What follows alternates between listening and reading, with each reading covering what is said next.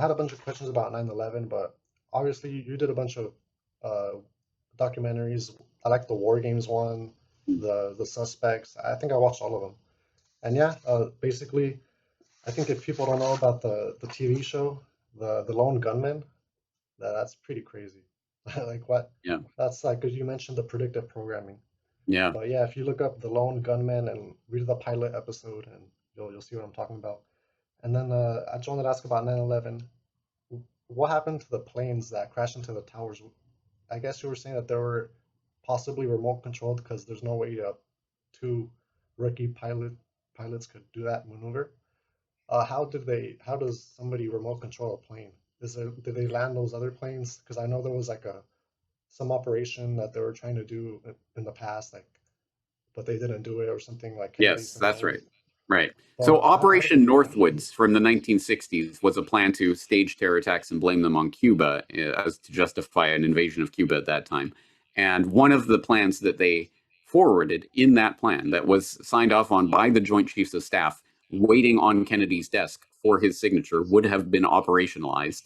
But thankfully, he didn't sign off on it. Instead, he fired Lemnitzer from the Chiefs of Staff and um, probably signed his own death warrant as a result of it. One of their plans was to essentially stage this entire thing, and there were different ways that they could do it. For example, holding some sort of contest where students would win a trip to South America, and then they would just populate the passenger list of that.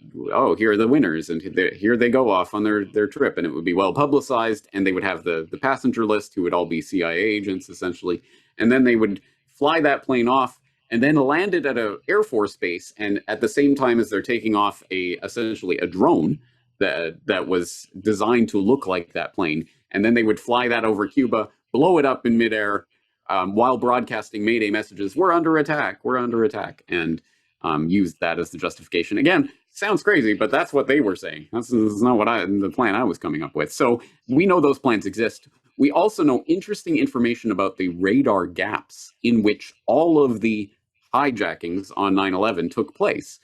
During these top secret, you're not supposed to know about them, but there are these gaps in the radar penetration of the homeland United States.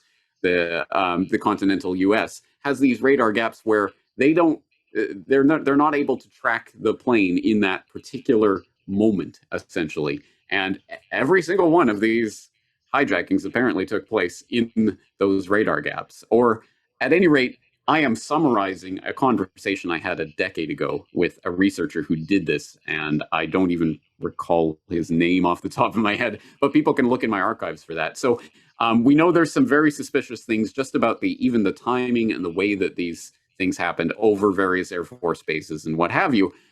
We also know about remote control plane technology, which people might think is a relatively new thing, but it has been around for a while. In fact, it stretches back to the 1940s. They were doing things like Operation Aphrodite, which was remote controlled planes that they were testing out during World War II.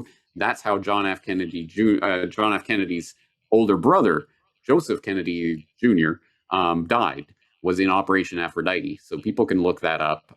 They've been testing remote controlled aircraft for a long time. And there are various companies that were piloting and testing and had various stages of announced and unannounced development in that field at the time of 9/11, to the point where it's not an admitted, you're not going to find the sort of the official document saying, yes, this totally would have been possible, but it would have been possible on 9/11 to remotely hijack and steer commercial airliners. And in fact, it wouldn't have even been particularly difficult to do something like that. The internal guidance systems of these commercial jets have things like the Twin Towers programmed into them as a way of obviously avoiding those types of obvious perils. But the internal guidance systems could be easily reset, as that could be a waypoint in which essentially the plane is steering towards it. I also did a video called "How to Steal an Airplane," I believe was the name of the video I did several years ago is all about that, the remote controlled technologies that existed, the people like Dov Zakheim, the controller of the Pentagon, and his investments in those companies. One of the people responsible for finding the $2.3 trillion that went missing shortly before 9/11.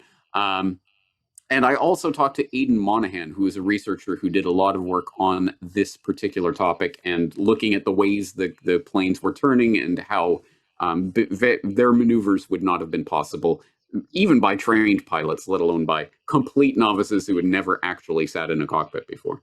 Edward Griffin mentioned that similar thing, that these people, that he doesn't even think they're human. He doesn't consider them human because, I mean, maybe to be a human you have to like care about other people and like not be out there to murder them. So he also mentioned that he thinks that there's an occult group that worships the devil that's at the center of this. What do you like? What is public about that? Well, there are a number of secret societies that have existed throughout time and are just historical record. We don't have to speculate about it. And we've already cited some of them. I mean, the Jesuit order is a type of secret society that wasn't so secret, but operated in secret ways. I think a lot of people would be surprised about its real history.